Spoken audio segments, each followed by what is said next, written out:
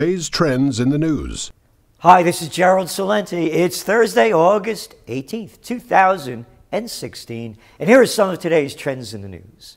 On the market front, over there in Asia, Nikkei down, Shanghai down, Hang Seng up. Over there in Europe, happy days, everything's up. Here in the States, up. Oil, whoop, up again. And gold is up. So what happened? Well, let's take a look first at Europe, because it was happy news over there. I'm reading this just to show you how thin all of this... Bullshit detected. Take precautions. And I do mean take precautions. I'm sticking to our top trend forecast for 2016. The panic of 2016. When this thing goes down, it's going to go down fast. This whole thing is a fraud. Whether it's oil, whether it's the markets, it's all being pumped up with two things: lies and cheap money. So, here's why the European markets are up. A solid recovery in commodities helped lift European stocks by the close of Thursday as investors pored over the minutes from the U.S. Federal Reserve's July meeting on top of digesting another batch of earnings. Now, we'll start with the earnings first. Key earnings are one of the main drivers for the markets on Thursday. Remember, this is over in Europe. One of the biggest movers was Vestas Wind, which shot up to the top of the stock 600 after its second quarter earnings beat market expectations, and the renewable energy firm upgraded its 2016 guidance. I want to stop at renewable energies because it ties back into oil. Hey, oil prices are going up. Remember what I kept saying. They're talking the markets up. All this talk about OPEC's going to have a meeting on the sidelines in mid-September, and that's what's driving the prices up because they're going to come to a deal. Renewable energies. They're cutting in to the old energy market. It's all hype to drive the market prices up on the energy field so they can make more dough. And they're doing it every day. And hey, as long as they keep doing it and the traders are in the group pushing it up, they'll keep doing it. On to other news. This is why the markets went up. Wind. That's right. A lot of hot air blew it up. Here's the other reason why in Europe. Another strong performer was travel group Thomas Cook, which jumped 7.5% after it signed a supply deal with WebJet.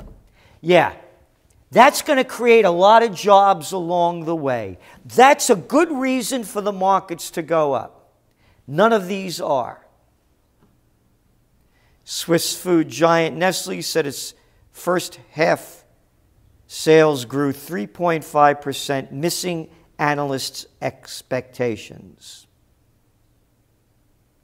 Commodities were on a winning streak on Thursday as basic resources outperformed its fellow sectors. Basic resources, commodities. In order for commodity prices to go up, imports and exports of countries have to increase. We gave you the information on China's lousy import-export numbers in yesterday's trend alert. We've showed you how first half GDP in the United States grew the grand total of 1%.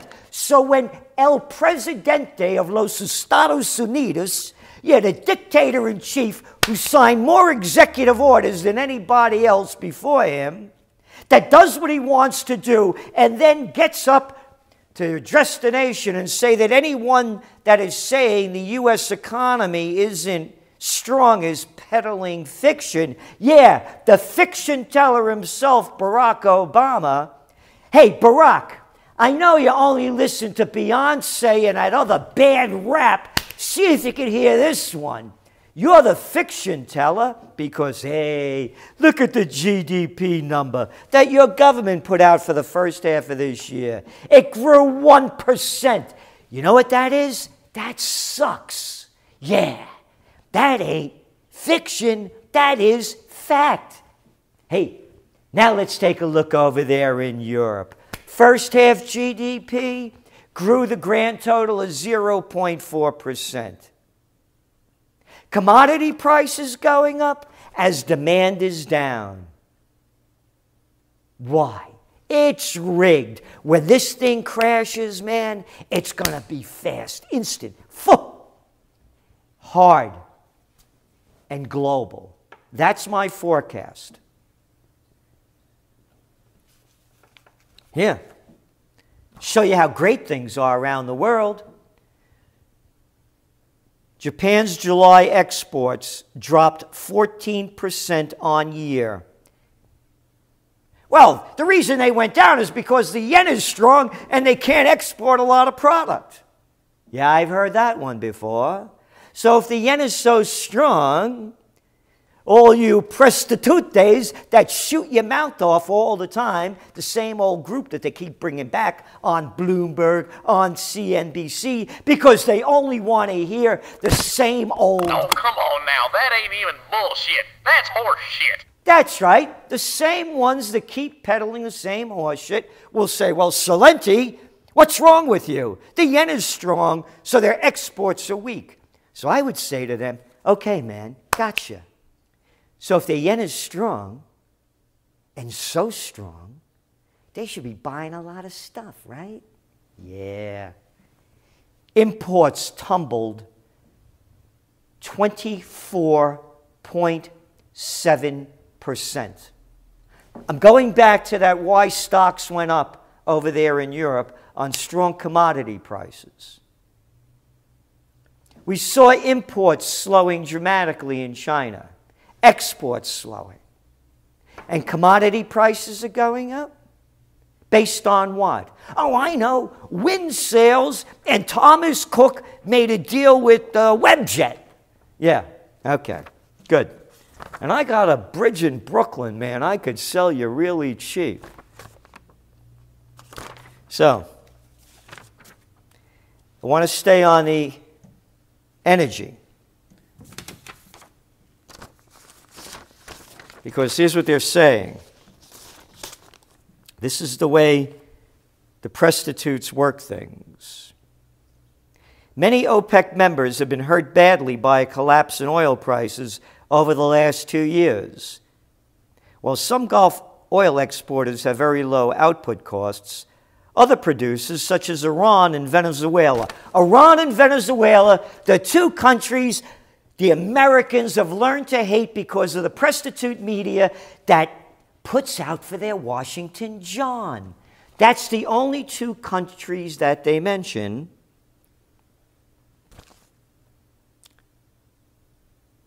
Who need oil prices above $100 to balance their budgets. Hey, wankers, how about Saudi Arabia? Yeah, they need $100 a barrel too.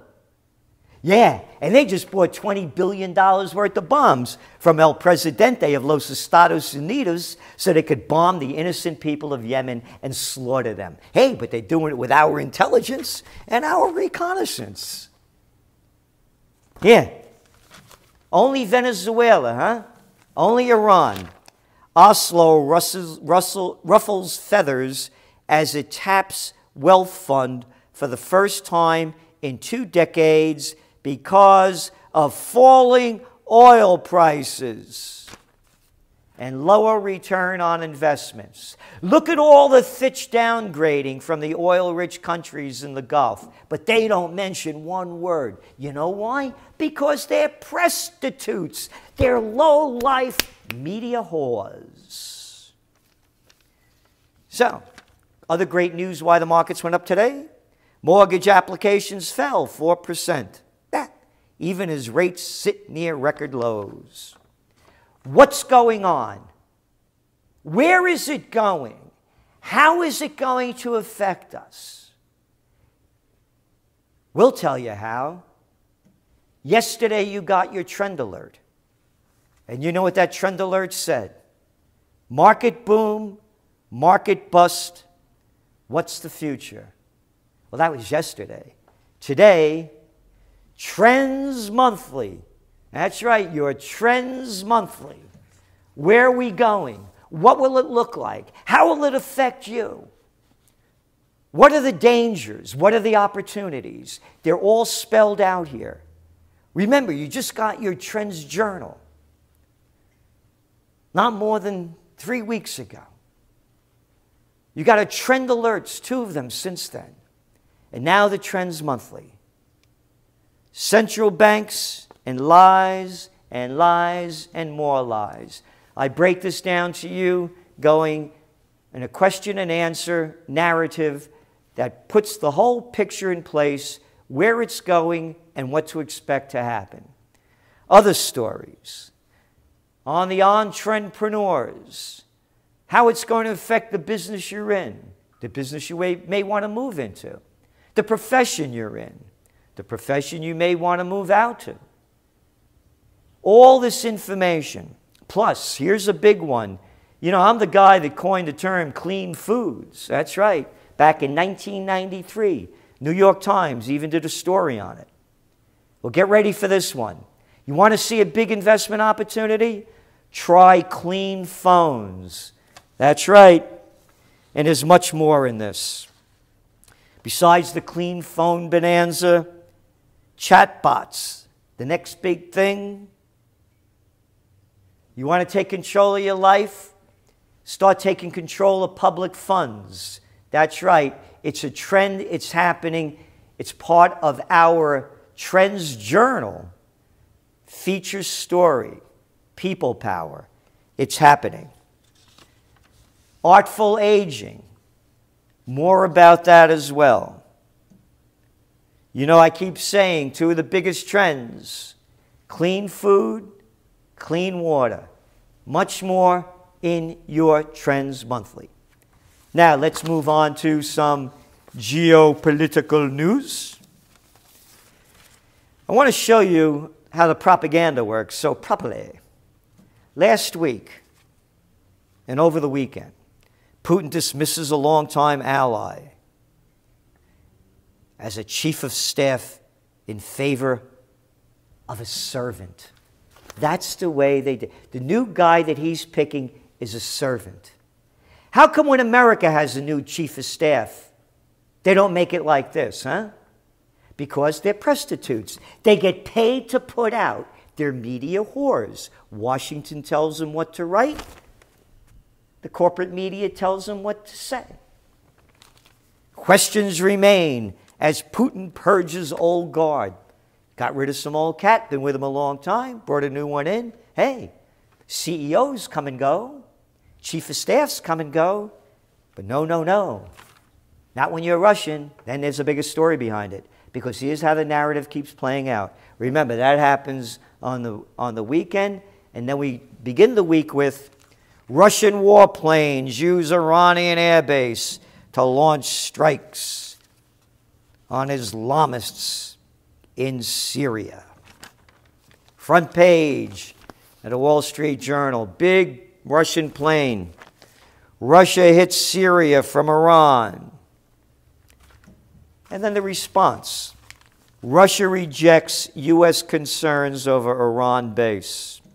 The Russian military said Wednesday it launched the second round of airstrikes in Syria from a base in western Iran as top officials reject a U.S. contention that the assault could violate a United Nations resolution.